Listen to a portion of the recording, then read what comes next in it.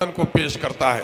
मैं दावे के साथ कह सकता हूं, चाहे तलाक बिल का मसला हो, चाहे सीएए का काला कानून हो, या फिर वक्फ का ये गैर आईनी कानून हो, इसके खिलाफ अगर बैरिस्टर असदुद्दीन अवैसी ने मजबूत से आवाज नहीं उठाई होती तो ये बेशरम लोग जो अपने आप को सेकुलर भी कहते हैं और कॉम्युनल एजेंडों पर काम भी करते हैं, उनके लब पर मोहर लगे हुए रहते, ये बोल नहीं पाते। उसको बोलने के लिए किसी ने मजबूर किया है तो एमआईएम ने बोलने पर मजबूर किया कि हक बोलो, अगर मुसलमानों का वोट लेना है तो इनकी आवाज में इनके जुल्म के खिलाफ आवाज उठाओ।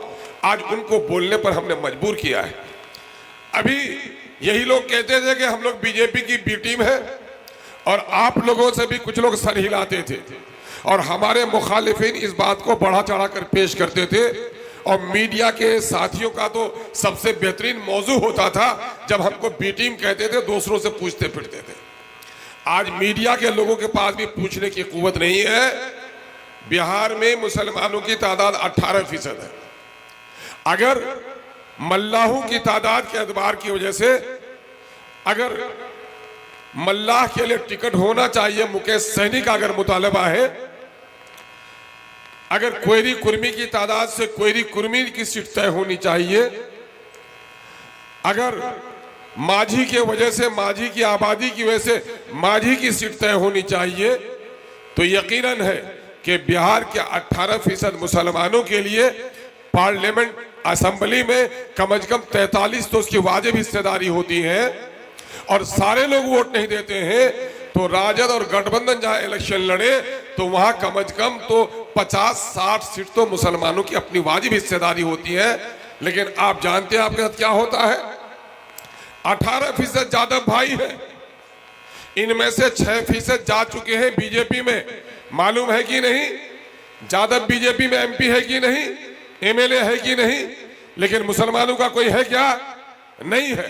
गलती से एक दो गए भी थे जदयू में, तो जदयू में भी उनका खाता जब्त हो गया और जदयू को जब नहीं मिला वजीर बनाने के लिए तो हमारे गठबंधन से जीते हुए एक आदमी को सबसे पहले भगाया, जिसका नाम खान है, जो इस वक्त बना हुआ है आपका वजीर अक़लियती उमूर। जरा सोचो तो सही कि वो बीजेपी में भी चले जाए, तब भी राजद जब टिकट तकसीम करे तो जादवों को 58 टिकट,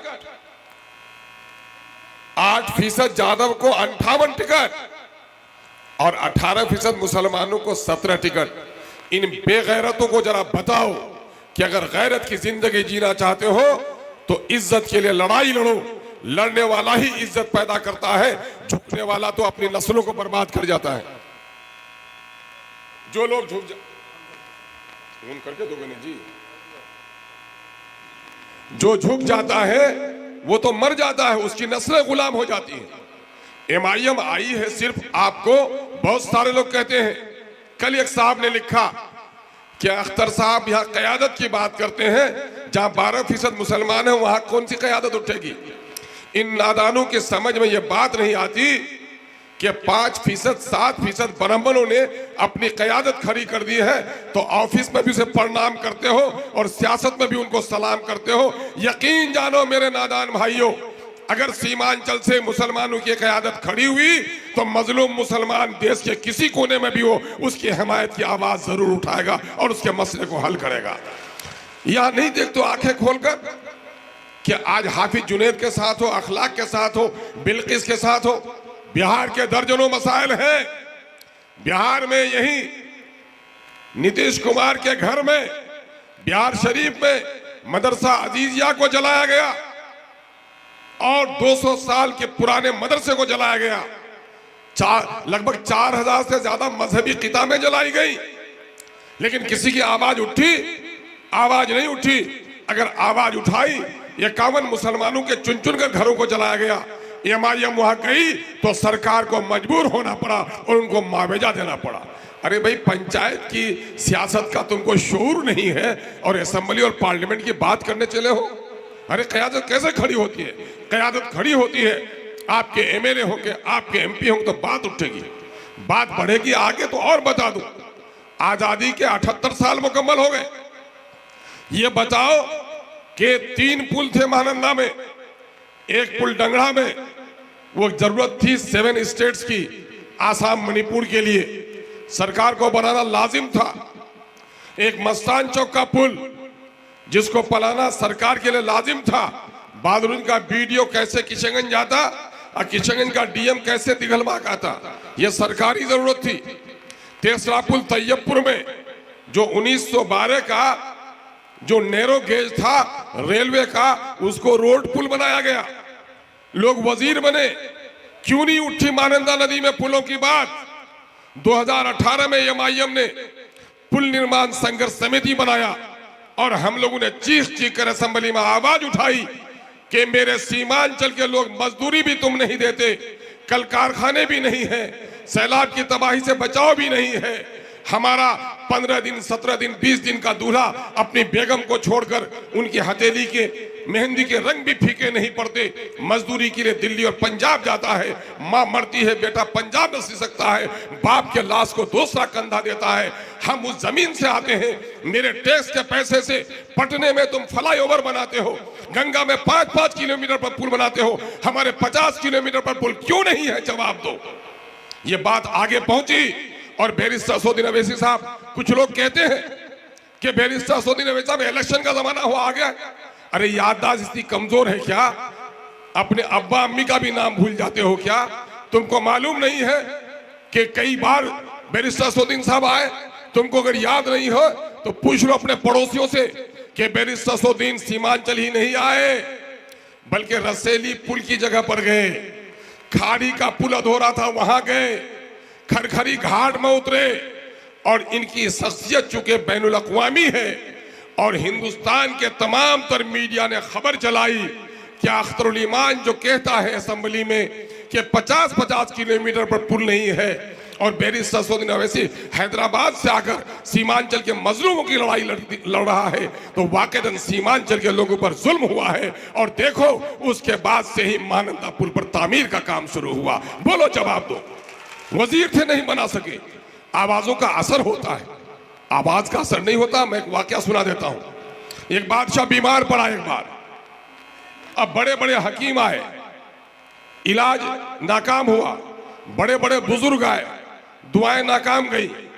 एक बेचारा फटे पुराने कपड़े में एक फकीर आया और वजीर से कहा मुझे बादशाह के सराहने ले चलो। तो कहा क्या बात है? कहा मैं फकीर हूं, दुआ करूंगा। तो चूंकि बीमार बादशाह का वजीर बाख्तियार होता है, इसके चेहरे बुशरे देखे, फटे हुए कपड़े देखे, कहा चल चल तेरे से बड़े बड़े बुजुर्ग आए, कुछ भी नहीं हो सका, क्या बोलेगा? कहा कि बाबा इजाजत दे दो, 2 जुमले दुआ करूंगा। कहा कि चल यहां तेरी जगह नहीं है। तो फकीर पहुंचा हुआ था, उसने कहा कमबख्त वजीर, फकीरों से बोलने का भी तुझको सलीका नहीं आया? बीमार बादशाह का वजीर गुस्सा कितना आया, चेहरा लाल हो गया। कहा कि इस तरह बात करते हो वजीरों से? कहा कि कमबख्त वजीर, तूने तो अभी कहा था कि 2 जुमले से क्या हो जाएगा, मेरे एक जुमले से तो तेरा चेहरा लाल हो गया, मेरे एक जुमले से तेरा चेहरा लाल हो गया है, अभी तो मैं अपनी बात कर ही नहीं सका हूं। वजीर घबराया और बादशाह के सराहने लग गया और उस फकीर ने जो दुआ की, बादशाह सेहतमंद होकर बैठ गया। इंसानों, हैवाने नातिक हो, तुम्हारा सबसे बड़ा वस्फ, सबसे बड़ी खूबी बोलने की खूबी है और दूसरी पार्टियों में जाकर गुलाम बनकर सबसे बड़ा जो तुम्हारा हश्र होता है। मैं नहीं ये कहूंगा कि तुम चप्पल उठाते हो, मैं ये नहीं कहूंगा कि तुम वहां पर जाकर उसके पांव में मालिश करते हो, लेकिन ये जरूर कहूंगा कि अल्लाह ने जिनको सबसे बड़ा वस्फ दिया था, तुम्हारी जबान की आवाज, तो अपनी जबान पर पट्टी बांध लेते हो और वहां जाकर गुलामी करते हो, अपने कौम की तर्जुमानी नहीं कर सकते। और बैरिस्टर असदुद्दीन अवैसी की जबान पर कोई ताला नहीं लगा सकता, अख्तरुल ईमान को बोलने से किसी के बाप की मजाल नहीं रोक सकता। एमआईएम यही कहने के लिए आई है। मैं उम्मीद करता हूं कि अपनी क़यादत को हम खड़ी करेंगे। यहां जो लोग बीजेपी की बी टीम कहते थे, उनको भी ढोल ताशा बजाकर हम लोगों ने बता दिया कि बीजेपी की बी टीम कौन है। हमने आसमान के चांद सितारे नहीं मांगे, हमने 45 सीट नहीं मांगे, हमने 6 सीट मांगे। 6 सीट मांगने देने के लिए तैयार नहीं हो। सोचो क्यों, किसके लिए? अख्तरुल ईमान लालची होता तो वजीर बन जाता, लहरों में बह लेता तो मैं भी महलों में रह लेता। अल्लाह का शुक्र है, मैं जो शुक्र अदा करता हूं कि अल्लाह तबारक तआला तेरा बड़ा शुक्र है कि एमएलए बनने के बाद मैं अमीर नहीं हुआ। बहादुरगंज के लोगों मुझे बहुत करीब रखते हो, इसलिए मैं बोलता हूं। मैं 4 भाई से हूं, मेरे तीनों भाई मुझसे ज्यादा अमीर है, अल्लाह का शुक्र है, और मैं उनके बराबर का नहीं हूं। मैं यहाँ आया सिर्फ इसलिए कि एक मिली दर्द है। कई बार मैंने चाहा कि मैं सियासत छोड़ दूं, इस बस्ती में रहना मुश्किल है, यहाँ के ठगोड़ी आदतों से लड़ना मुश्किल है, धोखा और फरेब से लड़ना मुश्किल है, लेकिन एक बात कि बैरिस्टर असदुद्दीन ओवैसी का झंडा लेकर निकला हूं। तबीयत फिलहाल मेरी मचल गई थी कि शायद सियासत छोड़ दूं, लेकिन मैं सोचा कि एक लंबे अरसे के बाद एक क़यादत खड़ी हुई है, अगर इस क़यादत का झंडा मैं गिरा दूं तो आने वाले 50 सालों में भी कोई दूसरा झंडा उठाने की हिम्मत नहीं करेगा। उसी हिम्मत के साथ यहाँ से खड़ा। कांग्रेस के लोगों ने मुझे एमपी का टिकट का ऑफर किया था, नीतीश कुमार ने वजारत का ऑफर किया। अल्लाह का शुक्र है, इन दौलत के पुजारियों के मुकाबले ने मैं अल्लाह ने ताकत दी है, और बैरिस्टर असदुद्दीन ओवैसी साहब को मुबारकबाद देता हूं। हर मुश्किल घड़ी में उन्होंने दिलासा दिया है।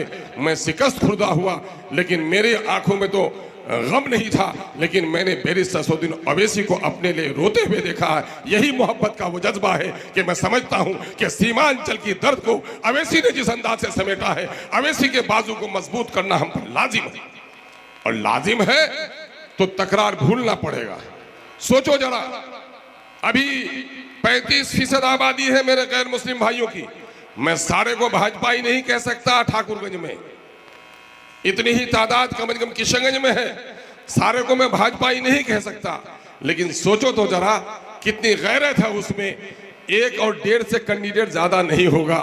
और मुसलमानों, जब तुम्हारी हालत अदालत में तुम नहीं हो, तुम प्रशासन में नहीं हो, मीडिया में तुम्हारी कोई कुव्वत नहीं है, एक ही ताकत है कि वोट से तुम अपने एमएलए एमपी चुनते हो। यहां भी अगर इंतशार का शिकार हो जाओगे तो फिर ये मत कहना किसी ने तुमको बर्बाद किया है, अपनी बर्बादी के मुजरिम खुद बनोगे।